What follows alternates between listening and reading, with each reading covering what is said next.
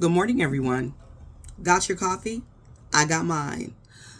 So, listen, before I get started, I want to say thank you to Karen for supporting the library pantry. Karen, thank you so much for being a continuous supporter of the library pantry. Um, as I've said in previous videos, support for the library pantry is at an all-time low right now.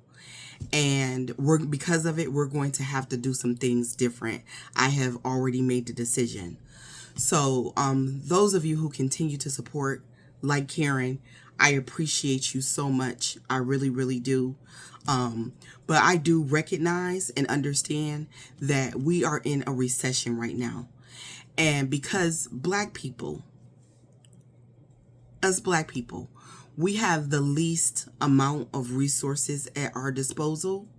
A recession was obviously going to hit us first. And I am noticing it throughout my community, and I'm noticing it here within my YouTube community. And don't get me wrong, I don't feel a way about it. I just want black people to be okay. And so going forward, we are going to have to do something different where the library pantry is concerned. We're not going to stop it, but there are some things that we're going to have to stop and, focusing on. And there are other things that we're going to have to focus on more because they are more important. So we might have to just take it back to its original roots. With that being said, thank you all so much for your wonderful continuous support of the library pantry, of me, of my platform. I thank you. Enough of that. Listen, do you all follow Deontay over on the Eggs and Grits podcast? I do. And let me tell you, I love that brother. I really do. He is just so smart. And he's just got that raw intellectualism that I just really, really did. And he just put it out there. Now, don't get me wrong. You ain't gonna love everything about everybody. I hate the constant use of the N word,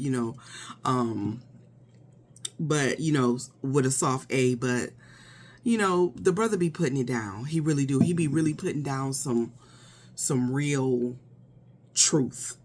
And he put it down in a way that is easily digestible for us all. No matter whether you up here in intellectualism or if you kind of somewhere in the middle, or even when you down at the bottom, and you trying to work your way up to the top, we can all grasp what Deontay is saying. The other day I was listening, excuse me, to his podcast, and the brother came through with a descriptor that blew my mind. And he didn't start it. He said he heard it from someplace else, but I heard him say it on his podcast. And this descriptor was called, it was low racial self-esteem. And he said, when he heard that, he said somebody was really cooking. And I was like, yes, they were. Because I never had a word for it in my head. Low racial self-esteem. And it's such an easy,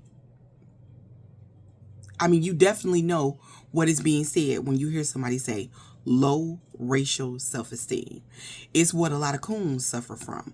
It's what a lot of, and when I say coons, I mean, those kinds of black people specifically that I want to talk about that try to control other black people, our movements and actions for the benefit and comfort of white people.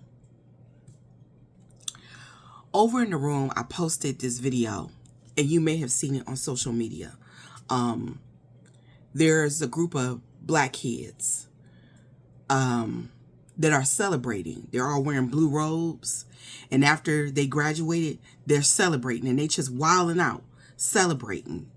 And there are some clips where you just see the girls, but it was really boys and girls. And so many people have a problem with black women experiencing joy, even other black people. And So many black people had so much to say about that video, especially when they thought that it was only black women. And it wasn't, it was only black girls and it wasn't black boys too. But, now some pictures have, videos have come up and we see the whole picture that it was the black boys too. So now the problem isn't with black women or black girls. The problem is now it's just with black people. And black people are doing this take about how we need to be acting. And I have made this point before. Acting for who? Who do we need to be behaving ourselves for? Who do y'all want us to behave ourselves for? And it's an easy answer. You want us to behave ourselves for white people, for the benefit and comfort of white people. And when you do that, when you try to gather up other black people in that way, that's what you're doing. On a certain level, you cooning. Black people are not white people, and white people are not black people. We were never meant to move and behave the way that they do. White people have destroyed entire civilizations. They are the most brutal and violent people on the planet. And if you know a little bit of their history, of their real history, that they will not teach in school because they don't want to look bad and they don't want their children learning the truth. But if you read books that were written by black scholars or by white people who will actually tell the actual truth about their history, you will understand who and what they really are. You would think that American history, pre-antebellum South, would clue you in on that. You would think that all this racism that's taking place, and because America is still so influential, is happening now, spreading into other countries, the anti-blackness, all that is going on right now, you think that you will come to understand who these people really are, a lot of them at their core. And yet here you are, still trying to force other black people to fit inside this box. Because if they step outside of that box and make white people uncomfortable, here you are, being a Sambo, wanting to crack the whip. You don't really want black liberation. What you want is just to be able to hold the whip.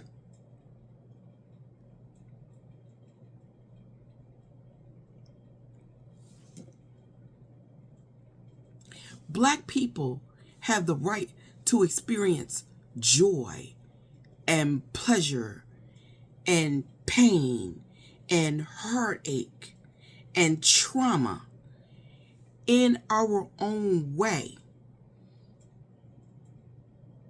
And mind you, we are not a monolith. We are not monolithic. We are not all going to experience that varying range of emotions the same way.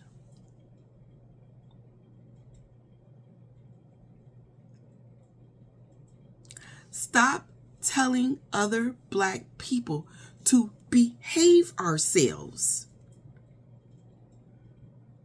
Because you see white people get uncomfortable. And one of the ways that white people express the fact that they feel uncomfortable with that level of black joy and that black pleasure is by being racist. Talking about how black people act. Talking about how black people behave. Claiming that they are fatigued even though they are still actively hunting us. Right down to this very moment, they are still racially harassing and attacking black people, yet they are fatigued. It goes to show how conditioned you actually are as a black people to protect white people, their feelings, and to cater to their comfort.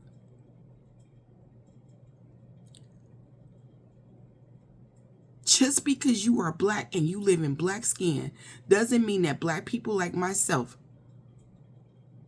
are going to allow you to force us to behave in a way that makes white people feel better about sharing space with us.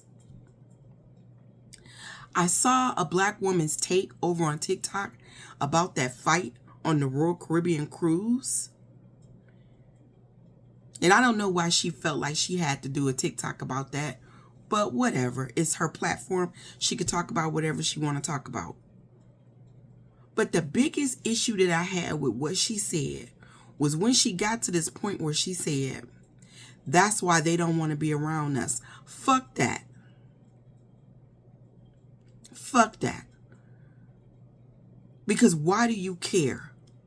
Why do you as a black person care about whether or not white people want to be around us or not? Why do you even care? Why do you even give a shit about that? The reason why you care is because this racist society, white supremacy, and white people have successfully conditioned you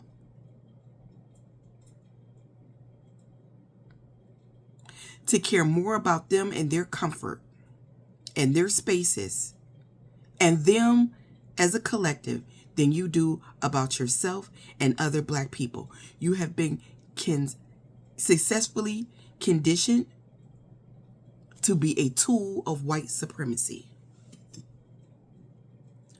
Because y'all act like white folks don't go into Walmart and start fighting. Y'all act like they don't fight when their favorite team wins a game. Y'all act like it's not a whole genre of TV shows that are that platform their violence. Y'all act like white people have somehow gained the moral ground when it comes to how people should present themselves in this society. And one of the reasons why so many of us are so fucked up is because we have bought into that. White people tell you to behave one way, but your spirit is telling you to behave another way. Because your spirit is the one that's right. Because we are not supposed to behave that way. We are not them and they are not us. And so you in a fight. You in a constant struggle with them versus your spirit. With whiteness versus blackness.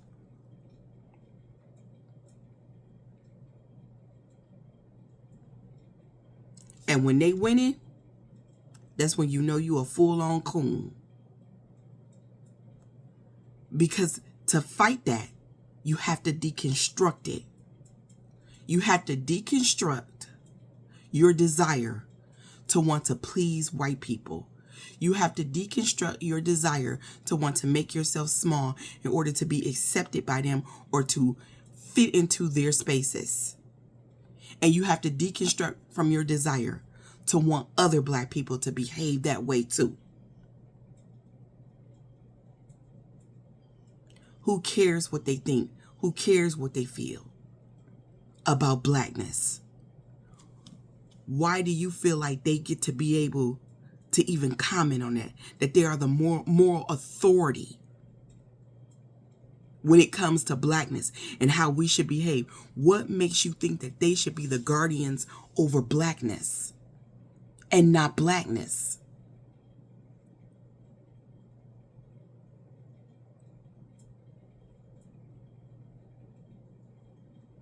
You have work to do.